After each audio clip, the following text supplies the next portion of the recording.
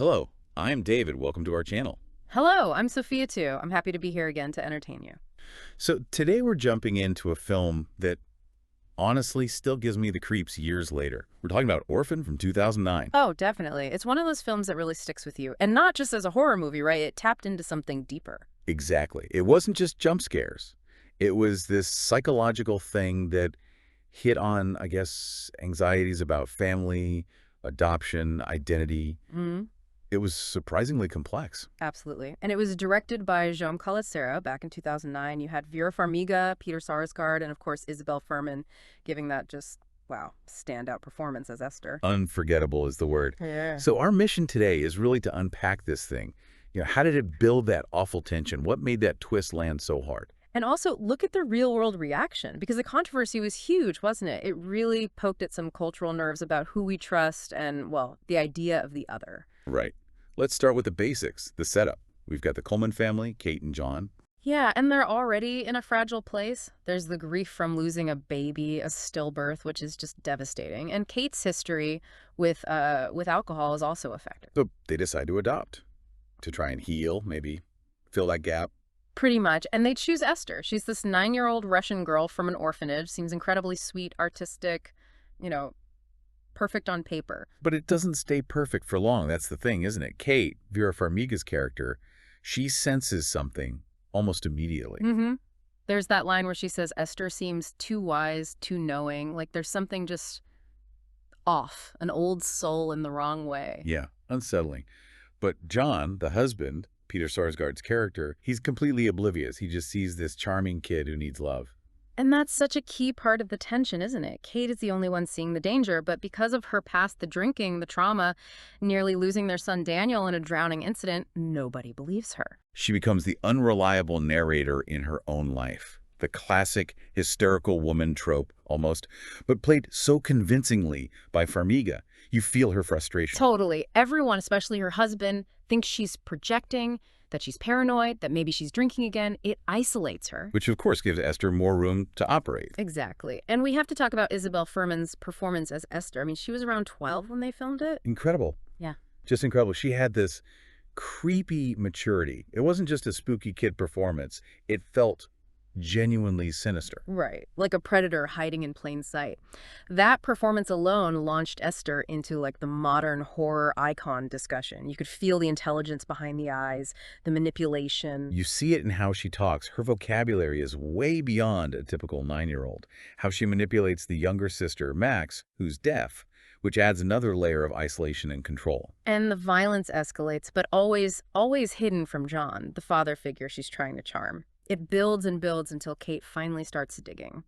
She knows something's wrong with Esther's past. And that digging leads us to, well, maybe one of the most talked about twists in modern horror. Oh, yeah. The big reveal. All those little weird things throughout the film, the old-fashioned clothes, needing those prosthetic teeth, and especially those ribbons she wears around her neck and wrists. She never takes them off. Never. And the reason why is it's just chilling. The truth is, Esther isn't a 9-year-old girl at all. She's Lena Klammer, a 33-year-old woman. A violent psychiatric patient who escaped from an institution in Estonia, the Sarnen Institute. And the film gives a medical reason, which makes it even more unsettling somehow. It's this rare condition called hypopituitarism. Right, a hormone disorder. It stunts physical growth, so she looks like a child permanently. Basically, yeah, her body is trapped, but her mind is, well, it's the mind of a 33-year-old manipulative killer. It's terrifying. That scene where she finally reveals herself, taking off the makeup, the teeth, the ribbons, is the mask coming off. And those ribbons, covering scars from fighting against restraints, like a straitjacket back at the Institute. It just adds layers to the horror. So her whole goal is what? Infiltrate families. Seems like it. The pattern is get adopted, try to seduce the father figure, and then eliminate anyone who gets in her way, especially the mother. She did it before, killed her previous adoptive family. Wow, and the film frames her as having like a specific psychological profile? Yeah, it points towards something like antisocial personality disorder. Highly intelligent, very manipulative, no remorse, capable of extreme violence when thwarted, that sudden rage. Explains murdering Sister Abigail from the orphanage to cover her tracks, and attacking John when he finally realizes the truth. brutal. It's a terrifying portrayal, but the terror didn't stay on screen, did it? The real-world reaction was pretty intense. Oh, yeah, the controversy. Adoption advocacy groups were understandably really upset. Hugely upset. Their fear was that the movie would feed into these maybe unspoken anxieties people might have about adopting. You know, the fear of the unknown child. Especially older children, right? Yeah. Who already have a tougher time finding families, making the adopted child the literal monster. Yeah. That's a tough message. It really is. And it got so heated that Warner Bros. Actually pulled a line from the trailer. Do you remember that? Vaguely, yeah. It was something like, It must be hard to love an adopted child as much as your own.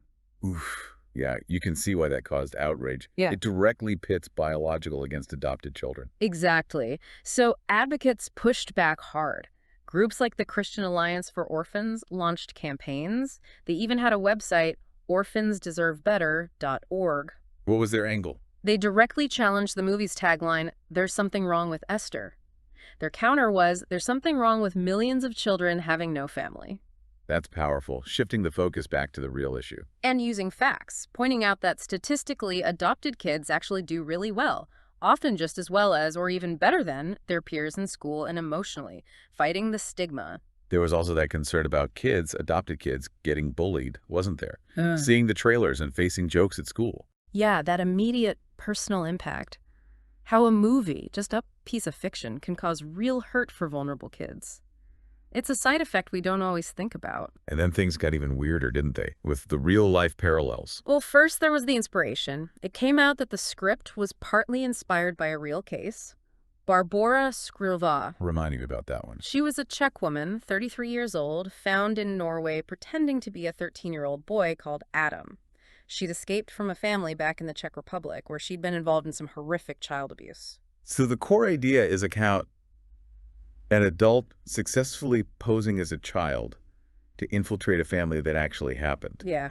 Life imitating art, or maybe art imitating life there. But then, years after the movie came out. The Natalia Grace case. That was all over the news for a while. Exactly. This couple in Indiana adopted a young girl from Ukraine, Natalia, who had a form of dwarfism. But the adoptive mother became convinced Natalia wasn't a child. She claimed Natalia was an adult, threatening them. And she specifically mentioned the movie, didn't she? She did. She said something like, "The movie Orphan is exactly what happened to us." It was this bizarre, unsettling echo of the film's plot playing out in reality, or at least in her perception of reality. Which ties into maybe a broader cultural point the film was making, consciously or not, this idea about where Esther comes from. Right. The Eastern European origin isn't random. Some analysis suggests it taps into anxieties in, say, North America about post-socialist mobility. What does that mean exactly? Kind of the fear of the other coming from these former Eastern Bloc countries, that they might represent something damaged, maybe developmentally delayed or mentally unstable, a hidden threat entering the stable Western home. So Esther, being Russian, having this hidden condition, this hidden past, she embodies that fear. She becomes the perfect vessel for it, yeah.